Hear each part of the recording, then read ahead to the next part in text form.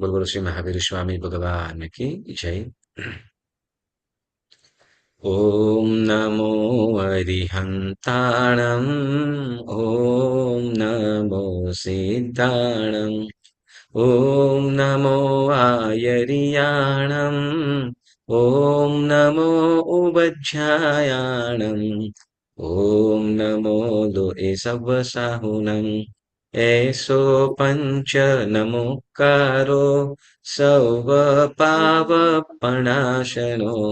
मङ्गलाणं च सौवेशिं परमं हवै मङ्गलम्। मङ्गलं भगवान् वीरो मङ्गलं गौतमः प्रभु मङ्गलं स्थूलिभद्राद्या जैनधर्मोऽस्तु मङ्गलम्। अङ्गूठे अमृतवसे लब्धितणा भण्डार श्रीगुरुगौतम समर्ये वाञ्छितफलदातार। अज्ञानतिमिरान्धानां ज्ञानाञ्जनं शलाकया नेत्रमुन्मीलितं येन तस्मै श्रीगुरवे नमः। तस्मै श्रीगुरवे नमः।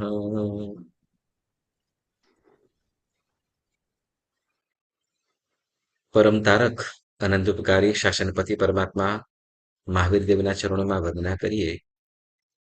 પુરુષાદાનીય શ્રી પાર્શ્વપ્રભુના ચરણોમાં વંદના. પૂજ્યાચાર્ય ભગવંતો, ઉપાધ્યાય ભગવંતો અને સર્વ સાધુ સાધ્વીજી ભગવંતોના ચરણોમાં ત્રિકાળ વંદના કરીએ. અને આરાધક સ્વાધ્યાય પ્રેમી સર્વ ભાઈઓ બહેનો સૌને સાદર પ્રણામ. દેવગુરુ પસાય બધાય સુખ શાંતિમાં હશો. આપણે સ્વાધ્યાય કરીએ એ પહેલા એક સરસ નાનકડું પદ આપણે ગાઈશું, જેમાં ધર્મની શું આવશ્યકતા છે તો એ આ પદની અંદર આપણે સાંભળીશું.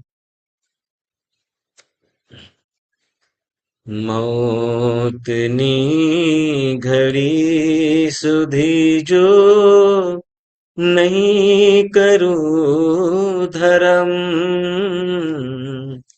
ક્યાં થશે જન્મ, ક્યાં થશે જન્મ.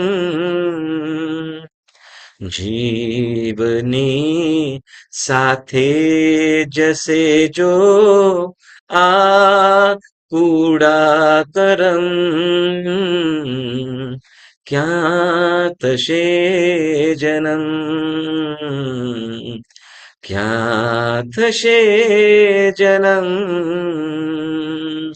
કૂતરાને કાગડા નજરે મને દેખાય છે, કૂતરાને કાગડા નજરે મને દેખાય છે.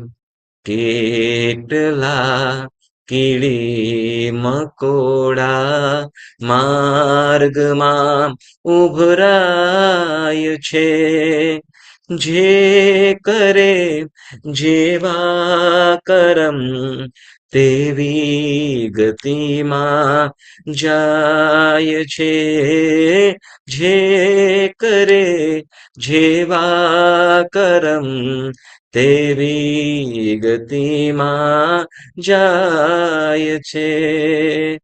જો નહીં સમજું કદી જો કર્મનો મરમ, ક્યાં થશે જન્મ, ક્યાં થશે જન્મ. મોતની ઘડી સુધી જો નહીં કરું ધરમ, ક્યાં થશે જન્મ, ક્યાં થશે જન્મ. ધર્મના દેખાડનાર ને ધર્મ માન્ય જાઉં છું, ધર્મના દેખાડને હું ધર્મ માન્યે જાઉં છું. લોક છે ને ધર્મ સમજે તે સ્વીકાર્યે જાઉં છું. જો નહીં જો નહીં સમજું કદી જો ધર્મનો મરમ, જો નહીં સમજું કદી જો ધર્મનો મરમ, ક્યાં થશે જન્મ, ક્યાં થશે જન્મ. મોતની ઘડી સુધી જો નહીં કરું ધરમ, ક્યાં થશે જન્મ, ક્યાં થશે જન્મ, ક્યાં થશે જન્મ. બોલો બોલો શ્રી મહાવીર સ્વામી ભગવાન કી જય. પુણ્યશાળીઓ, આપણે આજના સ્વાધ્યાયમાં મહાપુરુષોને વંદન કર્યા, વેલી પરોઢીએ પ્રતિક્રમણ કરતા જે મહાપુરુષોને અને મહાશક્તિઓને વંદન કરીએ છીએ, જે બરહેસર સજ્જાયની બરહેસર સૂત્ર સજ્જાય સ્વરૂપે આપણે બોલીએ છીએ, અને એ સજ્જાયમાં કહેવાયેલા એ મહાપુરુષો, જેમાં આપણે ભરત, બાહુબલી, અભયકુમાર, મેઘકુમાર, કાલક, સૂર્યભદ્ર આદિજીના આદિના આપણે જીવન ચરિત્ર ખૂબ સુંદર રીતે સાંભળ્યા. અને તેમ જે મહાશક્તિઓ જેઓએ પ્રભુના માર્ગને અનુસરી આત્મહિત કર્યું, આત્મસાધના કરી, એવી જે સતીઓ થઈ, તો એને સતીઓ નહીં પરંતુ મહાસતીઓ તરીકે આપણે સંબોધીએ છીએ. અને એઓને આપણે યાદ કરીએ, એઓના જીવન ચરિત્રમાંથી કંઈક પ્રેરણા લઈ આપણે શુભ ભાવોમાં આવી શકીએ, એવા હેતુથી આ આપણે સ્વાધ્યાયમાં મહાસતીઓને વંદનની આપણે વાત કરી રહ્યા છીએ. તો જેમાં આપણે સુનંદા એની આપણે વાત કરી રહ્યા છીએ, જે અભયકુમારના માતા. આપણે ગઈ વખતે કેટલીક વાતો સાંભળી, જેમાં અભયકુમારના માતા સુનંદ, જે નંદા, સુનંદા નહીં પરંતુ નંદા, એઓની આપણે વાત સાંભળી રહ્યા છીએ, જ્યાં એમ કે છે કે સંતાનને જન્મ આપી એનું સંસ્કરણ કરવું એ માતાના હાથમાં હોય છે. કારણ કે સંતાનોનું પાલન જ્યારે રાજ પરિવાર આદિ હોય, મોટું પરિવાર હોય, અથવા પિતા જ્યારે પરદેશ હોય કે બારે હોય, તો તે વખતે સંતાનની સંપૂર્ણપણે કેળવણી કરવાની જિમ્મેદારી, જવાબદારી એ માતાના હાથમાં હોય છે. અહીં એવી જ સ્ત્રી એટલે નંદાની આપણે વાત સાંભળી રહ્યા છીએ. સંક્ષિપ્તમાં આપણે સહેજ આગળની વાત પણ સાંભળી લઈએ. મગધ દેશ, પ્રસેનજીત રાજા, અને એમાં શ્રેણિક આદિ 100 પુત્રો છે. કોને? પ્રસેનજીત રાજાને, એટલે શ્રેણિકના પિતા. રાજગૃહી નગરી, અને એ રાજગૃહી નગરીના રાજા પ્રસેનજીત ના પુત્ર શ્રેણિક, અને એના સિવાય બીજા અન્ય 99 પુત્રો, એટલે 100 પુત્રો. શ્રેણિક આદિ 100 પુત્રો છે. આમાં પ્રજાનું પાલન કરી શકે, 100 પુત્રોની અંદર જે પ્રજાનું પાલન કરી શકે, રક્ષણ કરી શકે, અને સુવ્યવસ્થિત રાજપાટ ચલાવી શકે, પ્રજાને ન્યાય મળી શકે, સકુશળ વ્યવસ્થા સચવાઈ શકે, તો આવી યોગ્યતાવાળા પુત્રની તપાસણી કરે છે. કેમ કે પુત્ર શો છે, એ પુત્રની અંદર કોને રાજગાદી માટે કોણ યોગ્ય છે, એ યોગ્યતા જોવા માટે આ પ્રસેનજીત રાજા પરીક્ષાઓ કરે. એ પરીક્ષાની અંદર એ પરીક્ષાની અંદર અહીંયા રાજાએ બધાને એક મોટો ભોજન મંડપ તૈયાર કરાવેલો છે અને એ ભોજન મંડપની અંદર બધાને ભોજન માટે નિમંત્ર્યા છે. કોઈને ખ્યાલ નથી કે આ શું છે. એટલે શું અમારી પરીક્ષા થઈ રહી છે એ કોઈ રાજકુમારોને ખબર નથી. જેમાં શ્રેણિક પણ છે અને બીજા નવાનો પુત્રો બધા ભોજન માટે બેઠા છે. સુંદર મજાના પકવાનો પીરસાયેલા છે અને જમવાનું શરૂ કરે અને તે જ વખતે ત્યાં ઘણા બધા એક સાથે કૂતરાઓએ ભોજન મંડપની અંદર મૂકી દીધા અને કૂતરાઓ ભાગાભાગી કરવા લાગ્યા, ખાવા લાગ્યા, એઠું કરવા લાગ્યા. અને કૂતરા તો કૂતરા છે કે ગમે તે ભોજન દેખાય છે એટલે તરત ખાવા માંડ્યા. હવે ઓલા રાજકુમારો છે આ તો કૂતરાઓ ભોજન એઠું કરી નાખ્યું અથવા અહીંયા કૂતરાઓ આવી ગયા, હવે થોડું જમવાનું હોય એટલે આમ કરીને કેટલાક ઊભા થઈ ગયા અને બધા પોતપોતાની રીતે અને કેટલાક તો કૂતરા આવ્યા અહીંયા થોડું જમવાનું અને વળી કેટલાક શું ખાવાનું ચાલુ કર્યું પણ કૂતરું એમાં પણ મોડું નાખ્યું એટલે તરત ઊભા થઈને નીકળી ગયા. ત્યાંથી ના ઊભા થઈ ગયા અને બહાર નીકળી ગયા. પણ તે વખતે શ્રેણિક પોતાની નિશ્ચિંત બને કોઈ પણ વ્યાધિ વગર એ પોતાની થાળીમાંથી ભોજન કરતો રહ્યો. હવે ત્યાં આજુબાજુમાં કૂતરાઓ પણ આવવા લાગ્યા કેમ કે કૂતરાનો સ્વભાવ હોય કે અહીંયા મોઢું નાખ્યું, બીજે નાખ્યું. પરંતુ શ્રેણિક પણ બુદ્ધિશાળી કે આજુબાજુ જે રાજકુમારો હતા જે ઊભા થઈ ગયેલા હતા એઓની થાળીઓ કૂતરાઓ સામે મૂકતા ગયા અને પોતાની થાળીમાંથી ભોજન કરતા રહ્યા. એટલે પોતાની થાળીમાંથી ભરપેટ ભોજન કર્યું અને ભોજન કરીને ઊભા થયા. એટલે કે પોતે ખાધું અને કૂતરાઓને પણ ખાવા દીધું, કૂતરાઓને ભગાડ્યા નહીં. એટલે પરીક્ષાની અંદર અહીંયા શ્રેણિક ઉત્તીર્ણ થયા. બધા રાજકુમારો અહીંયા તો રાજા ગુપ્ત રીતે પરીક્ષાઓ થતી હતી.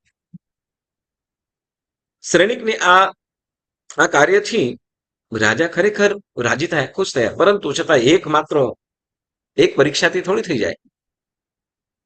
એટલે રાજાએ ફરીવાર પણ બધાએ રાજકુમારોને બોલાવ્યા અને કહ્યું મોટા હોલની અંદર ત્યાં કરંડિયા તૈયાર કરાવેલા છે, વાંસના લાકડામાંથી બને. વાંસના લાકડાની પટ્ટીઓ હોય જેમાં પહેલાના સમયની અંદર જે આપણે રોટલા વગેરે ઘડીને મૂકતા અને અથવા શું કહેવાય કે કોઈ પણ વસ્તુને સાચવવા માટે અત્યારે જેમ બાસ્કેટ વગેરે બનતી હોય તો એવી રીતે વખતે એ કરંડિયા બનાવતા, ઉપરથી એમ ઢાંકી દેવામાં આવે એટલે હવા વગેરે પણ પાસ થાય, હવા વગેરે પણ અવર જવર થાય એટલે અંદર કઈ વાંધો ના આવે. કોઈ બીજા બિલાડી છે કે કૂતરા વગેરે લટકાવી દેવામાં આવે તો જેથી એને અડી ન શકે કે એને બગાડી ન શકે. તો એવી રીતે એ કરંડિયો અને કરંડિયાની અંદર જેમ સૂકી પૂરી હોય, ફરસી પૂરી વગેરે એવા સૂકા પકવાનો અંદર રાખ્યા છે. અને માટલું પણ હવે ઉપરથી પાછા પેક કરાવી દીધા છે. એમાં ભોજન ખાજા છે, ખાજા પૂરી વગેરે મૂક્યા અંદર ભરીને કરંડિયા પેક કરાવી દીધા. અને સાથે તો કે બધા માટલાઓ પણ નાના જે કુંજાઓ, નાના જે માટલા જેમ આપણે આંબિલ શાળાની અંદર દેશની અંદર જોઈએ તો બધા જે બેઠા હોય તો એ લોકો નાની માટલીઓ જેને કુંજા કહેવામાં આવે, કુંજા પણ પાણીને આપ્યા. પણ એવું હતું શરત હતી શું તો કે કુંજામાં કોઈએ પણ એ કુંજાનું ઢાંકણું ખોલવાનું નથી અને પાણી પીવાનું અને કરંડિયો કોઈએ ખોલવાનું નથી. અને એમાંથી જ એમાં રહેલું જે ભોજન છે એ ભોજન તમારે ખાવાનું છે, એ જમવાનું છે. કોઈએ ભૂખ્યા રહેવાનું નથી અને ભૂખ્યા તરસ્યા રહેવાનું નથી. તમારે આ ખાવાનું જમવાનું છે અને પાણી પણ આમાંથી પીવાનું છે. પણ પાણી કેવી રીતે તો કે પાણી તમારે એ કુંજો છે, કુંજાનું ઢાંકણું ખોલ્યા વગર તમારે પાણી કાઢવાનું છે, ત્યારે પાણી પીવાનું છે. એટલે હવે આવી રીતે જયારે મૂકે એટલે ઘણા બધા રાજકુમારો જેવા 99 રાજકુમારો હતા એ તો શું કે ભાઈ આ તો શું કહેવાય કે આ તો ભૂખ્યા રહેવા સિવાય બીજું કઈ નહીં, કેમ કે ખોલવાનું નથી, કરંડીઓ ખોલવાનો નથી તો અંદર રહેલું ભોજન કાઢી કેવી રીતે શકીએ. વળી આ બાજુ એ પાણી છે, હવે પાણી પણ કેવી રીતે આખો દિવસ પાછું ત્યાં રહેવાનું. એટલે ઓલા તો બધા શું કહેવાય કે રહેવા દો ને ભાઈ, આપણે શું કરવું, હા કઈ આજુનો દિવસ નહીં ખાઈએ તો કઈ મરી નથી જવાના, આપણે આમ નામ રહીશું. પણ અહીંયા જે પિતાની જે આજ્ઞા હતી પિતાની આજ્ઞાનું પાલન કરે. ઘણી વખતે શું કરે તો કે પિતાએ કીધું હતું કે કોઈએ ભૂખ્યા રહેવાનું નથી, બધાએ તમારે જમવા, તમારી તમારી બુદ્ધિથી કે તમારે જમવાનું, તમારું ભૂખ્યા રહેવાનું નથી, તમારે ખાવાનું છે આમાંથી કાઢવાનું, પણ એમાંથી કોઈ કરંડિયાઓ ખોલવાનો નથી અને ગુંજાનું ઢાંકણું પણ ખોલવાનું નથી. હવે તેમ અભયકુમાર જે શ્રેણિક છે, એ શ્રેણિક રાજકુમાર શ્રેણિક ત્યાં હવે કરંડિયો લીધો અને કરંડિયાને શું કર્યું તો કે હવે નીચે કાણા, ઝીણા ઝીણા કાણા તો હોય જ. હવે એને શું તો કે બાજુમાં જ દિવાલ હતી તો ધીમે ધીમે અંદર એની સાથે ભટકાડવા લાગ્યા. એ કરંડિયો ત્યાં ભટકાડવા લાગ્યા. એટલે જે કરંડિયો એમાં જે રહેલું જે ખાજા કે ખાજાપુરી એટલે જે સૂકો નાસ્તો જેવું હોય એમ તો કે વગેરે સુખડી વગેરે હોય તો એ ધીમે ધીમે ભૂકો થવા લાગ્યો અંદર. અને ભૂકો થતો ગયો એટલે તો કે ધીમે ધીમે ઓલા કરંડિયાના જે કાના હતા એ કાનામાંથી નીચે પડવા લાગ્યો. નીચે પડવા લાગ્યો એટલે કરંડિયામાંથી નીચે પડતા પડતા એ બધો કરંડિયો એની અંદરથી કાઢ્યો. એ રીતે કરીને ભૂકો કરીને કાઢ્યો અને ઢાંકણું ખોલ્યું નથી. અંદર રહેલો જે ભોજન હતું એ ભૂકો થતો ગયો અને એ એનાથી એ બધું ભેગું કરીને પછી એમને જમ્યો છે. અને હવે કપડું પાથરીને એને કરંડિયો હલાવતા ગયા અને એ કપડાની અંદર થયેલો જે ભોજન હતો, ખાજાપુરી વગેરે હતી, તો એને એ જમીને પોતાનું પેટ ભર્યું. અને હવે ઢાંકણું ખોલ્યા વગર પાણી પીવાનું હતું. એટલે હવે જેમ ઢાંકણું, જેમ કુંજો હોય, માટીના કુંજા હોય તો ધીમે ધીમે પાણી એમાં જમે, ધીમે ધીમે પાણી એમાં જમતું જાય, જમે. તો એ હવે ત્યાં ઉપર એને નીચે કપડું વીંટાળી દીધું. જે કુંજો હતો કુંજાને નીચે કપડું વીંટાળ્યું એટલે ધીમે ધીમે જે પાણી આવતું ગયું, ધીમે ધીમે પાણી જે ઝરતું હતું એ બધું કપડાની અંદર ભેગું થતું ગયું. કપડામાં ભેગું થતું ગયું અને પછી એ કપડાને નીચોવી, એક પ્યાલાની અંદર નીચોવીને એ પાણી પીધું. અને એ એમ કરીને શું તો કે શ્રેણિકે કરંડિયો ખોલ્યા વગર ભોજન પણ કર્યું અને કુંજાનું ઢાંકણું ખોલ્યા વગર એમણે પાણી પણ પીધું. એટલે રાજાની આજ્ઞા પણ પાલન થયું, પિતાની આજ્ઞાનું પાલન પણ થયું અને સાથે તો કે પોતાની બુદ્ધિથી એ પોતે ભૂખ્યા પણ ન રહ્યા.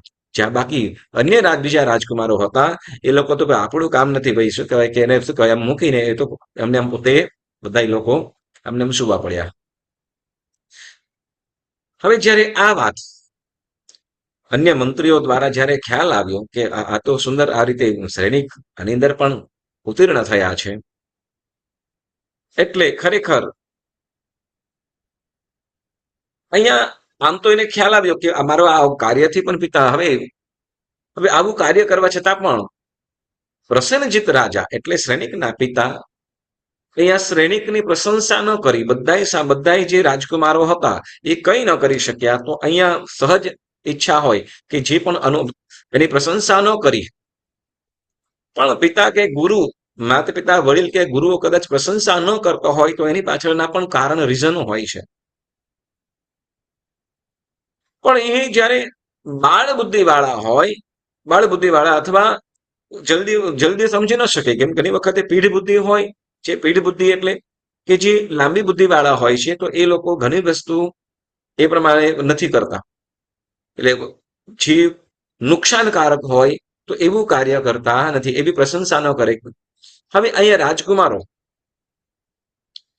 રાજકુમારો વચ્ચે એની પ્રશંસા ન થઈ એટલે થોડા રિસાયા પણ ખરા. અને રિસાઈને એક રાત્રિના સમયની અંદર આ શ્રેણિક રાજગૃહી નગર છોડીને નીકળી ગયા. નગર છોડીને નીકળી ગયા અને કોઈ અજાણ્યા નગર તરફ એટલે બેના તટ નગરે પહોંચ્યા. એમ કે છે ને કે ધન સંપત્તિ સમૃદ્ધિ છે ને એ પગલે પગલે પુણ્ય સાથે હોય છે. એનું પુણ્ય હોય છે કે જ્યાં પણ જાય ને ત્યાં એને સુખનું કારણ બને. જ્યાં પણ જાય ત્યાં એને સુખનું કારણ બને જો પુણ્ય હોય ત્યારે. હા, એટલે અહીંયા શ્રેણિક છે, બેના તક નગરે પહોંચેલા છે અને નગરની અંદર પણ કોઈ શ્રેષ્ઠને ત્યાં પેઢીની કોઈ દુકાન હશે તો એની બાજુની અંદર એક ઓટલે ઓસરીની અંદર બેઠા છે. આમ ત્યાં બેઠા છે. હવે કેવા સુકન અને કેવા સૌભાગ્ય હશે કે આ જે દુકાનના જે શેઠ હતા એ શેઠને આમ તો એટલી બધી ઘરાકી થાય નહીં કે એટલા કોઈ ગ્રાહક આવે નહીં, પણ એ દિવસે યોગાનું યોગ શું તો કે એ શેઠને ત્યાં એટલા બધા લોકો ત્યાં ખરીદી માટે આવે છે કે હા, તો ગ્રાહકો એટલા બધા આવતા જતા હોય છે. એટલે શેઠ પણ ખરેખર આશ્ચર્ય પામે. હમ, કે આવું તો કોઈ દિવસ બન્યું નથી. આવું તો કોઈ દિવસ બન્યું નથી કે આટલા બધા લોકો આવે અને ખરીદી કરે અને મારો વેપાર થાય. આવો વેપાર થતો નથી. બપોરનો સમય થયો અને એને નક્કી થયું શું કે આજ સુધીની અંદર આવું બન્યું નથી, પણ નક્કી આ જે વ્યક્તિ આવ્યો છે, અહીંયા બેઠો છે, કદાચ એના પુણ્ય કે કદાચ એ સૌભાગ્યશાળી હોય એના પગલે કદાચ આ ધન સમૃદ્ધિ સંપત્તિ પણ આવી રહી છે. શેઠ પૂછે છે કે અતિથિ લાગો છો, કોઈ બહાર પરગામ પરદેશી છો, અતિથિ ક્યાંથી આવ્યા છો? અથવા આ નગરમાં કોને ત્યાં આવ્યા છો? હમ. અને તે વખતે શ્રેણિક પણ એવા હા એવા વાચાળથી બોલે છે કે કહે છે કે આમ છું તો પરદેશી જ, પરદેશી છું, અને આપણો જ અતિથિ સમજો ને. હમ. આપણો જ અતિથિ સમજો ને, એટલે કે આ નગરમાં તો કોઈનો અતિથિ છું નહીં, પણ આપણો જ અતિથિ સમજો ને. અને આ યુક્તિ પ્રયુક્તિ યુક્ત વચન સાંભળીને ઓલો શેઠ પણ એને નક્કી લાગ્યું કે આ જે આવ્યો છે વ્યક્તિ, એ વ્યક્તિઓ સાધારણ નથી. પોતાને ત્યાં લઈ જાય, પોતાના ઘરે લઈ જાય અને ભોજન બંને સાથે બેસીને કરે. યુગાનુયુગ એ જ રાત્રિના સમયે એ શેઠને એવું સ્વપ્ન આવેલું, અને એ શેઠને એની દીકરી યુવાન છે, એ યુવાન દીકરી માટે શેઠ પણ ચિંતાતુર હતા કે કોઈ યોગ્ય મુહૂર્તો મળે, એને વર મળે તો બધા કાજ સીજે, બધા કાર્ય સફળ થાય. અને સ્વપ્નની અંદર એને સ્વપ્ન કીધું કે કોઈ પરદેશી યુવાન તમારે ત્યાં આવશે, પરદેશી કોઈ યુવાન તમારે ત્યાં આવશે, એ આ નંદાનો વર બનશે. સંકેત પ્રમાણે શેઠ સમજી ગયા કે નક્કી જે રાત્રે સ્વપ્નમાં સૂચન કર્યું હતું આ જ વ્યક્તિ છે. વાલ સાથે એકદમ ભોજન કરાવે, પ્રેમ સ્નેહપૂર્વક ભોજન કરાવે, થોડા દિવસ ત્યાં એને પોતાના અતિથિ તરીકે ત્યાં રાખ્યા છે. અને યોગ્ય સમયે બંને જણા પણ ખુશ છે. અને તેવા સમયની અંદર આ શેઠ ત્યાં શ્રેણિકને હજી નામ ઠામ વગેરે કોણ છે કઈ જ ખ્યાલ નથી, પરંતુ છતાંય જેમ કહેવાય ને કે વ્યક્તિની ઓળખાણ, સાંભળજો, વ્યક્તિની ઓળખાણ શેનાથી ખ્યાલ થાય? વિચાર, વાણી અને વર્તનથી.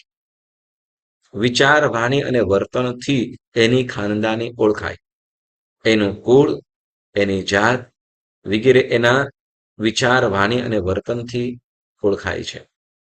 એટલે જેમ કહેવાય કે રત્ન હોય તો રત્નની ખાનમાં જ થાય, એ ઉકરડામાં ન જ હોય. તો એમ શું તો કે ઉત્તમ પુરુષો કે ઉત્તમ વ્યક્તિઓ પણ ઉત્તમ ખાનદાનની અંદર જ આવે. આપણે જુઓ ને, રાજવીય રાજાઓ છે, 24 તીર્થંકર ભગવંતો જોઈએ તો કે રાજવી અને ક્ષત્રિય કુળની અંદર જ આવ્યા. રાજવી એમાં પણ ઉત્તમ જાતિના. એટલે કે રત્ન હંમેશા રત્ન ખાનમાં થાય. એમ શું તો કે ઉત્તમ વર્તન, ઉત્તમ વાણી અને ઉત્તમ વિચાર, ઉચ્ચ વિચારવાળા વ્યક્તિઓ પણ, એવા વ્યક્તિઓનો જન્મ પણ ખાનદાની કુળમાં જ હોય. એટલે આવી એ ખાનદાની તો એને છલકતી જ હતી, કેમ કે રાજકુમાર હતો, બસ ખ્યાલ નથી કોઈને. શ્રેણિકે અહીંયા શેઠ છે એ આવેલા પરદેશીને વાત જણાવે કે મારી વાત માની મને છે પુણ્યકૃત કરજો, એટલે કે મારી વાત સ્વીકારી મારી દીકરી સાથે તમે લગ્ન કરો. અહીં શ્રેણિક પણ તે વખતે કન્યા પણ યોગ્ય છે, ખાનદાન વગેરે પણ યોગ્ય છે, એટલે ત્યાં અને ના પાડવાની કોઈ ગુંજાઈશ નહોતી. અને શ્રેણિકને પણ સંમતિ થઈ અને તેઓના લગ્ન થયા. એટલે શ્રેણિકના લગ્ન સુનંદા સાથે, શ્રેણિકના લગ્ન અહીંયા નંદા સાથે થયા. આમ કેટલાક દિવસો સુધી ત્યાં રહ્યા છે. દાંપત્ય સુખ ભોગવતા અહીં નંદા સગર્ભા થઈ છે. સગર્ભા થઈ અને તે વખતે આ નંદા, જેમ કે જેવું બાળક હોય, જેવું બાળક હોય, જેવો જીવ હોય, એવા પ્રકારના જીવોને એવા વિચારો પણ આવે. જેવા પ્રકારનું બાળક હોય એવા માતાને દોહદ પણ આવે, વિચારો પણ આવે કે જે બાળકનો પ્રભાવ હોય છે, જે આપણે ગઈ વખતે વાત પણ કરી હતી. હમ કે ઉચ્ચ બાળક હોય તો ધર્મિષ્ઠ બાળક હોય તો એને ધર્મ વૃત્તિ વાળું, ઉત્તમ બાળક, ઉત્તમ આત્મા હોય તો એને ઉત્તમ દોહદ વગેરે ઉત્પન્ન થાય. અભય કુમાર ગર્ભની અંદર છે તે વખતે નંદાને દેવગુરુને બાંધવાની, જીનેશ્વર ભગવંતની પૂજા આદિ કરવાની ભાવનાઓ થઈ. અને ખરેખર એ બધા દોહદ પણ ખૂબ સુંદર રીતે પૂરવા લાગ્યા. શેઠ ધનાઢ્ય હતા અને આનંદપૂર્વક ત્યાં રહેલા છે. સુનંદા સગર્ભા થઈ અને આ બાજુ પ્રસેનજીત રાજા સ્વાસ્થ્ય બગડતા પોતાના પુત્રને યાદ કરે છે. આમ તો બીજા 99 પુત્રો હતા, પરંતુ જેમાં રાજપાટ એ રાજગૃહીના આખા મગધ દેશની રાજધાની અને એ રાજધાનીના કારભારને સંભાળવા માટે જે યોગ્ય પુત્ર કે રાજકુમાર જોઈએ એ માત્ર શ્રેણિકમાં દેખાણી, પરંતુ બધા વચ્ચે કહેવાય એમ હતું નહીં. એટલે તે વખતે દરેક જે બીજા રાજકુમારો હતા એઓને કોઈને 4 ગામ 5 ગામ 2-4 ગામ એવી રીતે આપીને એ લોકોને ત્યાંથી એ રાજગૃહ નગરીમાંથી વિદાય આપી અને એમને કાર્ય સંભાળવાનું સોંપી દીધું. હવે અહીંયા રાજગૃહી નગરીને મગધ દેશને સંભાળવા માટે જો કોઈ યોગ્યતા દેખાણી હતી તો એક શ્રેણિકને જ, પરંતુ હવે શ્રેણિક તો ત્યાં છે નહીં અને ઓચિંતાના પિતા પ્રસેનજીત રાજા બીમાર થયા. તે વખતે ત્યાં ચારે તરફ તપાસ કરાવે પણ શ્રેણિકનો ક્યાંય પાર પત્તો ન ચલ્યો. અને બન્યું એવું, એક દિવસે કોઈ બહાર પરદેશી સોદાગરો એ રાજગૃહ નગરીમાં આવે છે. મંત્રીઓ આદિ દ્વારા પૂછતરછ કરવાથી ખ્યાલ આવ્યો કે નક્કી અમને એવું લાગે છે કે શ્રેણિક જેમ એનો એ કેવા છે, કદ કાઠી, રૂપ વગેરે કેવું છે વગેરે જાણીને અહીંયા જે સોદાગરો હતા એ કીધું કે આવો વ્યક્તિ અમે બેનાતક નગરની અંદર જોયો છે અને નક્કી હોઈ શકે આ શ્રેણિક જ હોઈ શકે, એટલે ત્યાં તપાસ કરાવો. અને તે વખતે સાંઢણીઓ આદિ લઈને તપાસ કરવા માટે બેનાતક નગર તરફ ગયા. ચારે તરફ તપાસ કરતા શ્રેણિકનું ઠામ ઠેકાણું મળ્યું અને ત્યાં શ્રેણિકને બોલાવીને ઓલા જે ઘોડેસવાર હતો, જે દૂત હતા, એ લોકો ત્યાં પિતાજીની જે માંદગી વિશેની વાત કરી, સ્વાસ્થ્ય સંબંધી વાત કરી અને હાલને હાલ આપણને તેડાવ્યા છે. જ્યારે આ વાત સાંભળી જાની અને શ્રેણિક પોતાની પત્ની જે નંદા છે, હજી સગર્ભા છે, તો સગર્ભા એવી એ નંદાને જણાવે કે મારે પિતાનું સ્વાસ્થ્ય સારું નથી અને એમને તેડાવવા માટે આવ્યા છે, તો મારે ગમે તેમ કરીને જવું, ચાલે એમ નથી, જવું જ પડશે. અને ત્યારે પોતાના સસરાને પણ મનાવીને વાત જણાવી અને શ્રેણિક જવા તરફ એ રાજગૃહ નગરી તરફ જવા માટે નીકળે. હજી સુધી પણ નથી એ સુનંદાના જે નંદાના પિતા જે શેઠ છે એને પણ ખ્યાલ નથી કે આ કોણ છે. કોઈ તેડાવ્યું છે, પિતા બીમાર છે એટલે જાય છે, પણ ક્યાં જાય છે કાંઈ ખબર નથી. અને નંદા પણ હજી સુધીમાં કોઈ વખતે પૂછ્યું નથી, પરંતુ હવે જ્યારે જવાનું છે મારે જવું જ પડશે. અને તે વખતે નંદા કહે છે કે કદાચ શું કહેવાય કે જે આવનારું બાળક છે એ કદાચ પોતાના પિતા વિશે પૂછે છે, ત્યારે હું શું કહીશ, એને શું જવાબ આપીશ. અને ત્યારે શ્રેણી કહે છે કે એની ચિંતા ન કર અને એમ કર ભારવટ એટલે કે ઘરના દરવાજા હોય કે ઘરના દરવાજાની અંદર જે ઉપરનું જે લાકડાઓ હોય અથવા અત્યારે આપણે જેમ કે પિલર કહીએ કે બીમ કહીએ, તો એવા જે પિલર ઉપર જેને આપણે ભારવટ કહેવામાં આવે, તો એના ઉપર ત્યાં શ્રેણિકે લખ્યું, શ્રેણિકે કે હું ગોપાલ ધવલ દિવાલ વાળા રાજગૃહમાં વસું છું. હું ગોપાલ ધવલ દિવાલ વાળા રાજગૃહે વસું છું. એટલે આવું લખ્યું.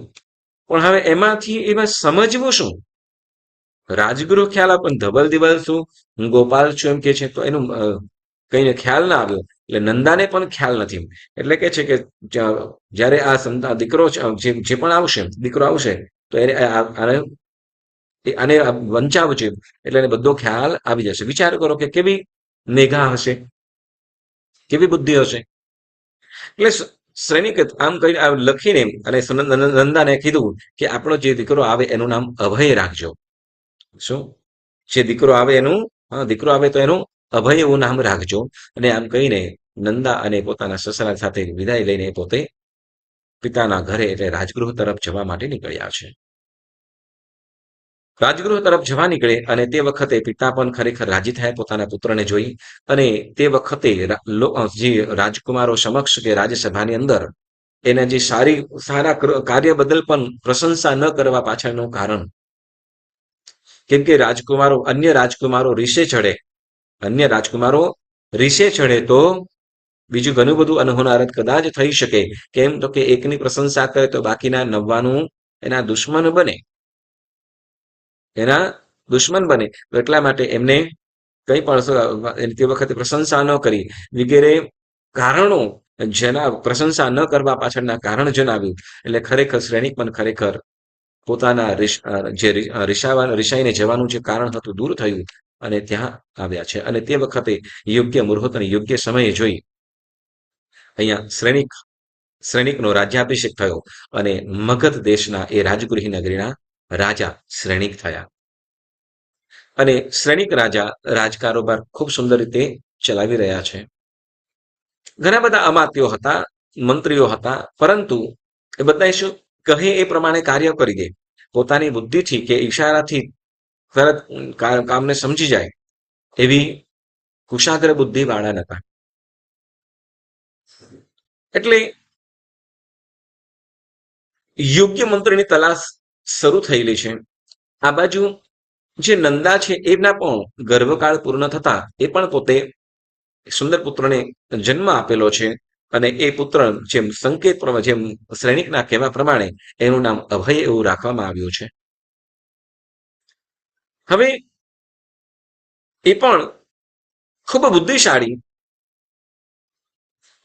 એટલે અત્યંત બુદ્ધિવાળો. એટલે બધે જેમ કે બુદ્ધિશાળી હોય એ તો જેમ આવેલું શું કહેવાય કે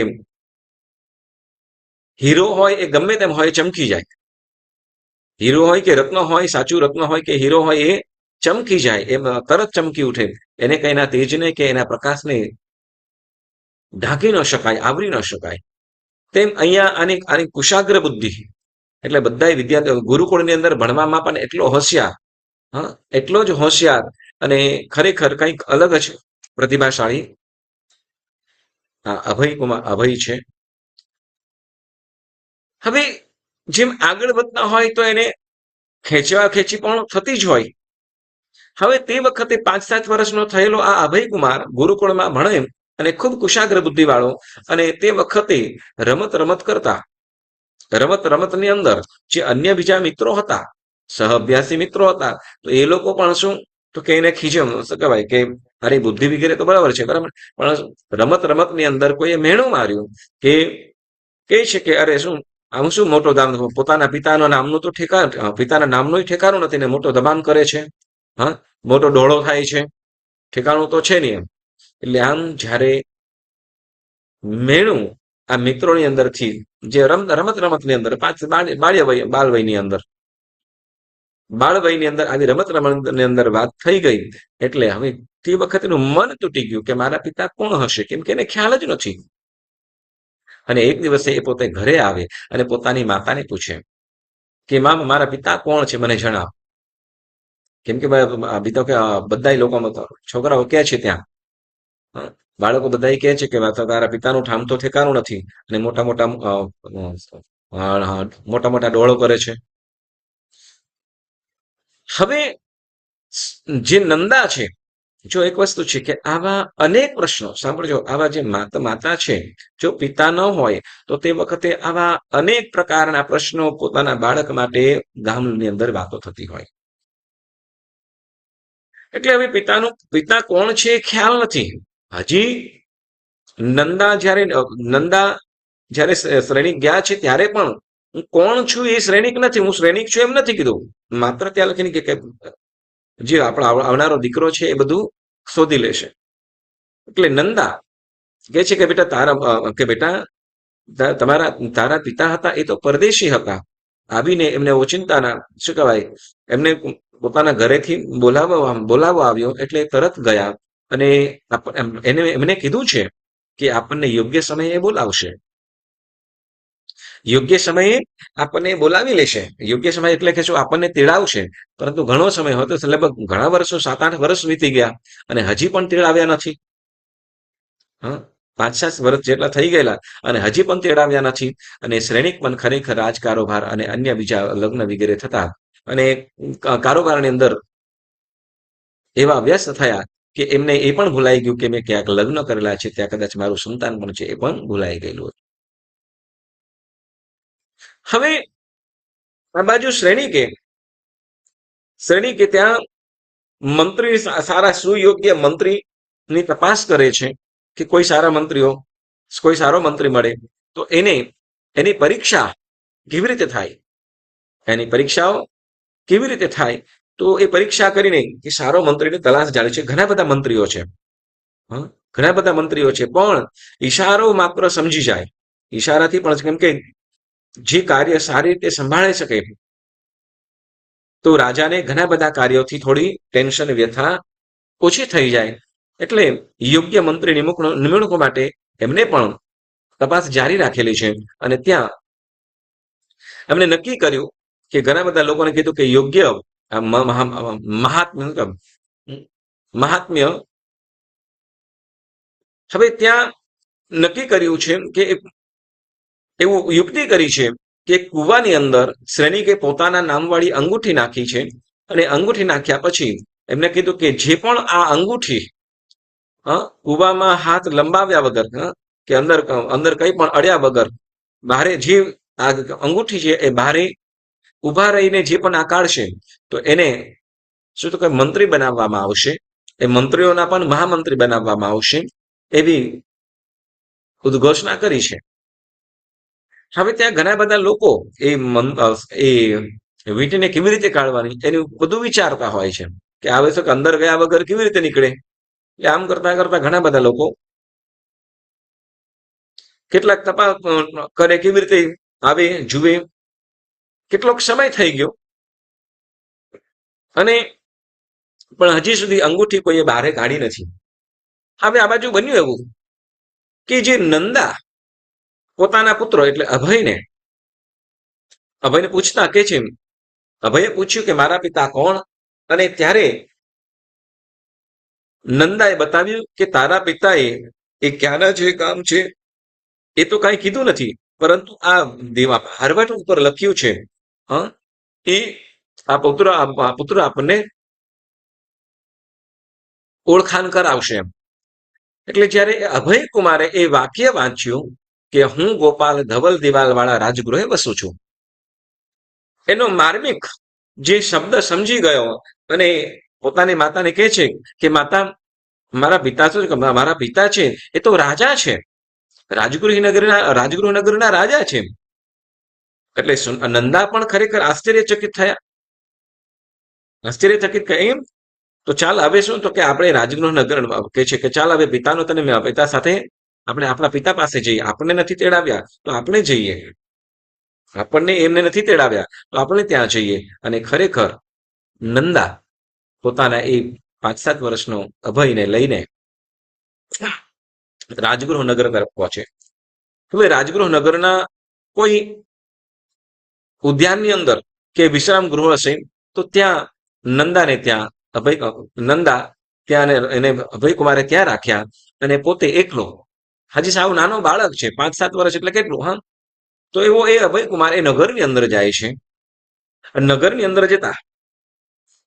અંદર જાય અને ત્યાં એક કુવાની પાસે ઘણા બધા લોકોનું ટોળું ત્યાં જોવા મળ્યું. એ પણ ત્યાં કુતૂહલવશ ત્યાં જાય છે અને બધા કુવાની અંદર જુએ છે ને એ પણ જુએ છે શું થયું, કુવાની અંદર શું થયું, કેમ બધા અહીંયા ઉભા છો.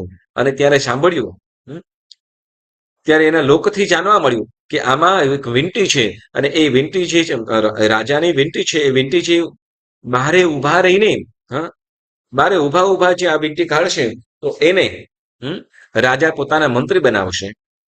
હા, એટલે વીંટી વીંટી કાઢવાનું છે બસ. ઉભા રહીને જે વીંટી કાઢશે એને રાજા યોગ્ય પુરસ્કાર આપશે વગેરે ત્યાં વાત જાણવા મળી. અહીંયા તો માત્ર શું તો કે રાજાનો ભેટો થાય બાને, બસ એ જ આવશ્યકતા હતી. અને લોકો ઘણા સમયથી પ્રયત્નો કરતા હતા, પરંતુ એ શક્ય બન્યું હતું નહીં. અભયકુમારે અભયકુમારે કે આ તો આમાં શું છે, આ તો સાવ સહેલું છે. જે લોકો ઘણા સમયથી પ્રયત્ન કરતા હતા પણ કોઈનાથી નીકળી નથી, અને અભયકુમાર કે આ તો સાવ વાલું, એટલે લોકો બધા શું કે આ તો સાવ સહેલું છે, આમાં શું. એટલે લોકો બધા એના તરફ જોવા મળ્યા, એના તરફ જોવા માંડ્યા. અને ત્યાં કે તો હું એને તો હું કાઢી નાખું, હું કાઢી આપીશ, એ અંગૂઠી હું કાઢી આપીશ. લોકો કે ઓલા લોકો કોઈ વિચાર કરે કે હું કાઢી શકીશ, હા તો ચાલ. અને કાઢવાની યુક્તિ કરી અને કે ઘણા બધા શું તો કે અંદરથી ત્યાં છાણું મંગાવ્યું, છાણ, ગાય ભેંસો ગાયોના જે છાણ હોય એ છાણ મંગાવ્યા. અને એનો મોટું પિંડ બનાવ્યું, જેને આપણે છાના થાબીએ કે. પેલાના સમયની અંદર જે ઈંધણા કહેતા, છાના થાપવામાં આવતા, અને પછી એ ચોંટાડી દે અને ભીતે કે ગમે ત્યાં સુકાઈ જાય. તો હવે એવી રીતે જે છાણ મંગાવ્યું અને એનો મોટો પિંડ કર્યો અને ઉપરથી એ જે વીંટી હતી એ વીંટી ઉપર નાખવામાં આવ્યું. વીંટી ઉપર પડ્યું એટલે વીંટી જે છે એ છાણની અંદર ફસાઈ ગઈ. વીંટી છાણની અંદર ફસાઈ ગઈ. અને હવે તો કે સૂકા ઘાસના પૂડા મંગાવ્યા થોડા, અને એની અંદર બાળીને અંદર નાખવામાં આવ્યા. એટલે હવે એ જે છાણ હતું થોડા બાળવામાં આવ્યા, થોડા ઘણા. એટલે જે છાણ હતું, હા, લીલું હોય તો છાણ, સુકાઈ ગયું એટલે છાણું. હા, આપણે ગુજરાતીમાં કહેવાય ને શું કે લીલું હોય તો હા, સૂકું હોય તો સૂઠ, ને સુકાઈ જાય તો આદુ. એટલે કે લીલું હોય તો શું કહેવાય, સુકેલું સૂંઠ, અને લીલું કે તો આદુ એમ. તો એવી રીતે અહીંયા શું કહેવાય કે ભાઈ લીલું હોય તો છાણ, અને જયારે સુકાઈ ગયા પછી તો કઈ છાણું એમ કહેવામાં આવે. તો હવે જે છાણ હતું એમાં અંગૂઠી ફસાઈ ગઈ છે, અને ઉપરથી ઘાસના સળગતા પૂડા અંદર નાખવામાં આવ્યા. એટલે ધીમે ધીમે જે છાણ હતું એ સુકાવા લાગ્યું અને એ છાણું બની ગયું. અને હવે છાણું થઈ ગયું, અંગૂઠી ફસાઈ ગઈ છે. એટલે ત્યાં બાજુમાંથી જે પાણી એક નીક વહેતી હતી, ધોરિયો વગેરે જતો હશે તો ધોરિયામાં પાણી જતું હશે, એ ધોરિયાનું કે એ નીકનું પાણી બધું કુવાની અંદર પાડવામાં આવ્યું. છાનું સુકાઈ ગયું અને પાણી અંદર કુવામાં પાડવામાં આવ્યું. એટલે ધીમે ધીમે કૂવો ભરાતો ગયો. છાણું ધીમે ધીમે ઉપર આવવા લાગ્યું, કેમ કે છાણું પાણી અંદર ડૂબે નહીં, સૂકું હોય એટલે ઉપર તરવા લાગે. એટલે ઉપર તરતું તરતું બહાર આવ્યું ઉપર. અને ઓલો જે અભયકુમાર છે એ બહારે રહીને એ છાનું લીધું અને એમાંથી અંગૂઠી કાઢી લીધી. બારે ઉભા રહીને એ અંગૂઠી કાઢી. હવે જયારે આ વાત રાજા સુધી વાત પહોંચી, એટલે રાજા શ્રેણિક સ્વયં પોતે ત્યાં ઘોડે સવાર થઈ મંત્રીઓ સહિત ત્યાં આવ્યા. અને એ રાજકુમાર, હવે આ બાળક કોણ છે ખ્યાલ નથી. શ્રેણિકને આ બાળક કોણ છે ખ્યાલ નથી. એટલે પૂછ્યું કે તું બાળક તું કોણ છે, ક્યાંથી આવ્યો છે, કોણ છે તું? તો કે શું કહું, તો બેનાતટ નગરનો છું, હું તો પરદેશી છું, હું બેનાતટ નગરથી આવ્યો છું. એટલે જયારે વાત જણે બેનાતટ નગરથી એમ, એટલે તરત બેનાતટ નગરનું નામ સાંભળ્યું એટલે સૈનિકને તરત યાદ આવી ગયું. શું તો કે બેનાતટ નગરની અંદર પોતાની પત્ની અને પુત્ર પણ છે. એટલે કે છે કે બેનાતટ નગર જો તો બેનાતટ નગરમાં હોય તો પછી તો ધનાશેઠને તો ઓળખતો હોય, ધનાશેઠની જે દીકરી છે એને ઓળખે છે. સૈનિક પૂછે છે કે બેનાતટ નગરની અંદર ધનાશેઠની દીકરી છે અને તું ઓળખે છે? તો કે હું એને સારી રીતે ઓળખું છું એમ. એટલે કે એમ, એટલે ચાલો હું એમની પાસે લઈ જાઉં, ચાલો હું તમને એમની પાસે લઈ જાઉં. અને બાળકનો હાથ પકડી સૈનિક ક્યાં, તો કે અહીંયા જે વિશ્રામ ગૃહની અંદર હતા, જે નંદા વિશ્રામ ગૃહની અંદર, તો ત્યાં હાથ પકડીને લઈ જાય છે. હવે અહીંયા શ્રેણિક ત્યાં પહોંચે, શ્રેણિક ત્યાં નંદા સાથે જ્યાં વિશ્રામ ગૃહ હતા ત્યાં ઓળખે જાણે, અને બંને જણ પણ ભેટ્યા, અને શ્રેણિકે પરસ્પર ઓળખી ભેટ્યા અને પૂછે નંદાને, આપણું બાળક ક્યાં? આપણું બાળક ક્યાં? અને ત્યારે કે છે, તો આપણી પાસે જ છે. હા, આપણી પાસે જ છે. જે તમને જેનો તમે હાથ પકડીને અહીંયા લાવ્યા છો એ જ આપનું બાળક છે. અને જ્યારે એ ખ્યાલ આવ્યો, અરે કે આટલા બુદ્ધિશાળી કોઈ હોય, તો એ અભયકુમાર હતા. તો અભયકુમારને, હવે અભયકુમાર આટલા જે બુદ્ધિશાળી છે, એટલે આટલો બાળક કુશાગ્ર બુદ્ધિ, અને પોતાના પુત્ર અને પત્નીને વાજતે ગાજશે મંગલમય પોતાના રાજમહેલની અંદર તેડાવે, અને ત્યાં ખૂબ સુંદર રીતે એ લોકો રહે છે. કુશાગ્ર બુદ્ધિવાળા હતા, જેમ નક્કી હતું એ પ્રમાણે નાની વયની અંદર જ કુશાગ્ર બુદ્ધિ, એમની ઉત્તમ બુદ્ધિના કારણે ત્યાં અભયકુમાર સુંદર રીતે એને મંત્રી પદે, શ્રેણિકે અભયકુમારને મંત્રી પદે, મહામંત્રીઓને પરંતુ મહામંત્રી પદે સ્થાપ્યા, કે જેમાં ઘણા બધા મંત્રીઓના પણ મંત્રી છે, તો એવા મહામંત્રી પદે સ્થાપિત કર્યા છે. અને સારી રીતે અભયકુમાર રાજકાર્ય ખૂબ સુંદર રીતે ચલાવે છે, જેમાં આપણે મેતાર્ય કુમારની વાતોની પણ વાત સાંભળેલી છે. વળી કોઈ રાજાએ શું કહેવાય કે હાથી સૂર્યકાંત મની એ તળાવની અંદર કોઈ પગ ફસાઈ જાય છે, કોઈ પકડી લે છે, તો એને પણ કેવી રીતે દૂર કરાવે, ઘણી બધી યુક્તિ પ્રવૃત્તિઓ જે નગરની અંદર જે પણ તકલીફો આવતી હોય, જેમાં આપણે કદાચ રોહિણ્યા ચોરની વાત કરીએ તો એમાં પણ ન્યાય છે. રોહિણ્યા ચોરને જે પ્રમાણે પકડે છે, વળી સાથે સાથે ઓલો જે રોહિણ્યો ચોર પણ સાથે ઓલો જે ચંડાલ ચોર હતો, તો એની પાસે જે વિદ્યા હતી એ પણ ગ્રહણ કરાવે, એની અને સાથે સાથે આકર્ષણની વિદ્યા હતી, તો એ વિદ્યાને પણ કેવી રીતે લે, અને કેવી રીતે એને શું તો કે એની પાસેથી ગ્રહણ કરવા યોગ્ય હોય ગ્રહણ કરે, અને સુયોગ્ય ન્યાય પણ અપાવે, એટલે સુવ્યવસ્થિત ન્યાય, જેમાં કુશાગ્ર બુદ્ધિથી વડે આખું રાજપાટ પણ ખૂબ સુંદર રીતે કારોબાર સંભાળે છે. પ્રજાને સુંદર દુષ્ટને દંડ પણ અપાવે છે, અને જે સુવ્યવસ્થિત છે એને ન્યાય પણ અપાવે છે. એમ ખૂબ સુંદર રીતે આ અભયકુમાર રાજપાટ સંભાળે છે. હવે એક વખતે બન્યું એવું, પ્રભુ મહાવીર એ રાજગૃહ નગરીમાં પધારેલા છે. તો રાજગૃહ નગરીની અંદર પધારેલા એવા એ પ્રભુને વંદન કરવા માટે શ્રેણિક, ચેલના આદિ રાણીઓ સહિત ત્યાં ગયેલા છે. અભયકુમાર પણ વંદન માટે ગયેલા છે. વંદન કરીને જ્યારે આવે છે તે વખત ઠંડીનો સમય બહુ હતો, ઠંડી બહુ હતી, એટલે તેવા સમયની અંદર કોઈ મુનિ ભગવંત કોઈ તળાવના કિનારે, સરોવરના કિનારે ધ્યાનસ્થ કૌશક ધ્યાનની અંદર ઉભા છે. એમાં પણ સાધુ ભગવંતોના વસ્ત્ર જીર્ણ શીર્ણ હોય, એ પણ કટી વસ્ત્ર ખાલી, એટલે એમાં કેટલાક ચોલપટ્ટા ગારણ આધાર હોય, તો જેમાં માત્ર શું તો કે માત્ર નીચે, જેમ આપણે નીચેનું વસ્ત્ર હોય એટલું જ પહેરવાનું, એમાં એ માત્ર ઢીંચણથી ઉપર અને કમરથી નીચે એટલું જ વસ્ત્ર, બાકી આખું ખુલ્લું શરીર. તો એવી રીતે કૌશક ધ્યાનની અંદર ઉભા હોય. હવે આ ધ્યાનની અંદર ઉભા છે.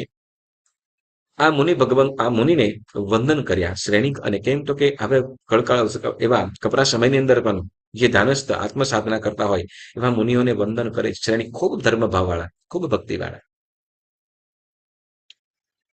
આવ્યા છે છેલ્લા રાણી અને શ્રેણિક રાજા રાત્રિના સમયની અંદર શયન કક્ષની અંદર સૂતા છે. ઠંડી એવી કળગળતી હતી, અને તેવા સમયની અંદર રાણીનો ઊંઘમાં એ હાથ પોતાની જે રજાઈ ઓઢેલી હતી એમાંથી બહાર નીકળ્યો. રજાઈમાંથી બહાર નીકળતા તરત જ એટલી બધી ઠંડી હતી, એવી ઠંડી લાગી, એટલે તરત અંદર હાથ લીધો. અને તે વખતે વિચારો કેવા, મનમાં ને મનમાં વિચાર કરે કે આટલી બધી અત્યારે ઠંડી છે, હું તો રજાઈમાં છું, રજાઈ ઓઢું છું તો પણ ઠંડી બહુ લાગે છે, અને થોડી વાર માટે થોડી ક્ષણ માટે હાથ બહાર નીકળ્યો અને આટલી બધી ઠંડી લાગી, તો જે મુનિ ભગવંતને વંદન કર્યા હતા એ ધ્યાનમાં આવે, અને વિચાર મનોમન બોલી ઉઠી કે એમનું શું થતું હશે, એવોનું શું થતું હશે, તેઓ શું કરતા હશે. એટલે કે આટલી મહેલની અંદર છું, રજાઈમાં સેજ હાથ બારો નીકળ્યો અને મને આટલી બધી ઠંડી લાગી. તો જે ધ્યાનસ્થ મુનિ, જે કૌશલ ધ્યાનમાં જે મુનિ ભગવંત છે, એમની શું દશા થતી હશે? એ તો ધ્યાનસ્થ, વસ્ત્ર પણ નથી એમની પાસે, વસ્ત્રના પણ ત્યાગી છે. તો એમની શું દશા થતી હશે? એટલે મનોમન ખરેખર એમનું શું થતું હશે? મુનિ ભગવંતને મનમાં.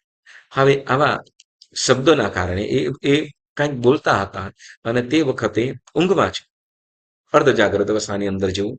અને એમાં શ્રેણિકની આંખ પણ ઉઘડી ગઈ. ઊંઘ ઉડી ગઈ એટલે તરત જે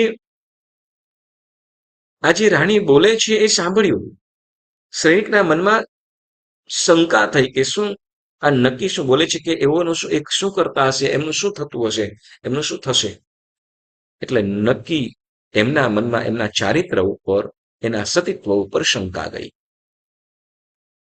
ચેલણા રાણીના ચારિત્ર ઉપર શંકા ગઈ, એમના સતીત્વ ઉપર શંકા ગઈને વિચારવા લાગે કે નક્કી શું? તો કે એવો મારી સાથે સૂતી છે, છતાં પણ એ વિચાર કરે છે એવોનું શું થતું હશે, શું કરતા હશે?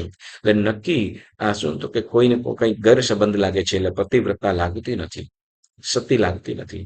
એટલે શ્રેણિકને ઊંઘ ના આવી અને બીજા દિવસે જ સવારે પડતા જ ગુસ્સાની અંદર, કેમ તો કે કેમ કે પોતાની પત્નીની જે વાત હતી, આમ તો ખબર હતું એના મર્મને, એ શું કહેતી હતી, સેના વિશે તું વિચાર્યા વગર જ માત્ર એ શું કરે છે. એટલે એક તરફો નિર્ણય શ્રેણિકે કરી નાખ્યો. શ્રેણિકે એક તરફો નિર્ણય કરીને શું, ત્યાંથી ના અભયકુમારને બોલાવ્યા અને કીધું કે શું તું આજે ને આજે તરત ને તરત શું, તો કે આખું અંતઃપુર બાળી નાખ, અંતઃપુર બાળી નાખ. અને ખબરદાર છો ફરીથી પણ કેમ આવું કરવાનું છે, કોઈ પણ આ બાબતે પ્રશ્ન પૂછવા આવ્યો છે તો. અભયકુમારે પણ રાજાની આજ્ઞા માનવાની છે. શ્રેણિક આ બાજુ મનની અંદર ઉહાપોહ ઘણો છે, એટલે પ્રભુને બાંધવાના બહાને પ્રશ્ન પૂછવા માટે નીકળી પડ્યા છે. જે પોતાના મનની અંદર, કેમ કે પ્રભુ જ એક છે એવા છે કે જે કંઈ પણ હોય બધું જ સત્ય બોલે. સાંભળજો, પોતાના પત્ની વિશે પણ પૂછવા કોને માટે જાય છે? ભગવાન પાસે. એટલે ભગવાન ઉપર, અને ભગવાને જે કીધું એટલે કોઈ પણ શંકા નહીં. શ્રેણિક બાંધવા માટે નીકળે એ પહેલા કહી દીધું કે અંતઃપુરને બાળી નાખ. કેમ તો કે જો આ સતી જેની સાથે શું, જેને આટલો પ્રેમ કરું છું, એ પણ જો સતીત્વ ન હોય, અને તો બીજી સ્ત્રીઓ કેવી હશે? બીજી સ્ત્રીઓ કેવી હશે? એટલે એક પણ જીવતું જોતું નહીં, કે આખું અંતઃપુર બાળીને ખલાસ કરી નાખે. અને અહીંયા શ્રેણિક આજ્ઞા કરી અને પ્રભુ પાસે પહોંચ્યા. પ્રભુ પાસે પહોંચ્યા અને આ બાજુ અભયકુમારને પણ પિતા હોય તો તરીકે પૂછે, પરંતુ રાજાની આજ્ઞા છે, હવે તો આખું અંતઃપુર કાલ બાળી નાખવાનું છે, મને કંઈ પણ પૂછતો નહીં, કંઈ પણ કરતો કહેતો નહીં. એટલે આમ કરીને આ બાજુ આજ્ઞા કરીને વંદન માટે નીકળ્યા છે.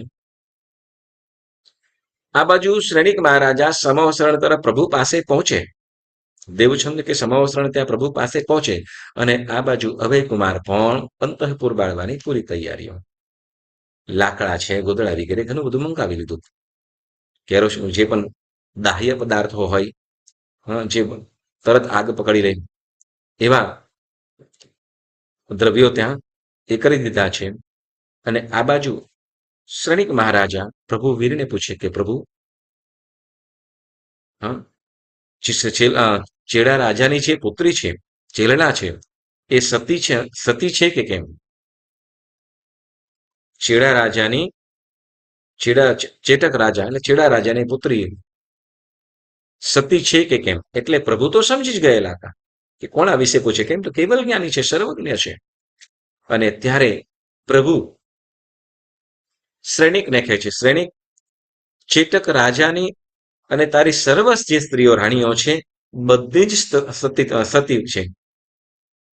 ચેડા રાજાની સાથે પુત્રીઓ સતી છે, તમારી બધી જ રાણીઓ સતી છે. એટલે હવે શ્રેણિક રાજાને હવે તો આનંદ થવો જોઈએ ને. સૈનિક રાજાને આનંદ થવો જોઈએ કે શું, જે કારણથી આવ્યા હતા એ તો સાચું પડ્યું. પણ હવે એટલે જે પોતાની શંકા દૂર થઈ કે કદાચ સતી હશે કે કેમ, નક્કી કંઈક ચારિત્રની અંદર ધાકવાળી છે વગેરે કરીને પ્રભુ પાસે પૂછવા આવેલા હતા. પણ પ્રભુ પાસે તો અહીંયા પણ હજી નીકળે પહેલા તો અભયકુમારને કહી દીધું છે, અરે કંઈ પણ પૂછતો નહીં, મારી આજ્ઞાનું પાલન કરજે, એ મારી આજ્ઞાનું પાલન કરજે, બસ એટલું કહીને નીકળી ગયેલા છે. આ બાજુ સૈનિક, આ બાજુ અભયકુમાર, સળગાવવાની પૂરેપૂરી તૈયારી. આ બાજુ પ્રભુ પાસે ખ્યાલ આવી ગયો કે સાતે સાત સતીઓ, તમારી બધી સ્ત્રીઓ સતી છે. એટલે હવે શ્રેણિક ઉતાવળે જવા માટે તો નીકળે. હવે આ બાજુ અભયકુમાર બધાને બાળી નાખે કે પછી શ્રેણિક એને અટકાવી દે છે, એની વાતો. અને અભયકુમાર સર્વવીરતી તરફ પણ કેવી રીતે આગળ વધે એની વાતો આપણે આવતા સોમવારે સાંભળીશું. ખૂબ જ રસપ્રદ છે.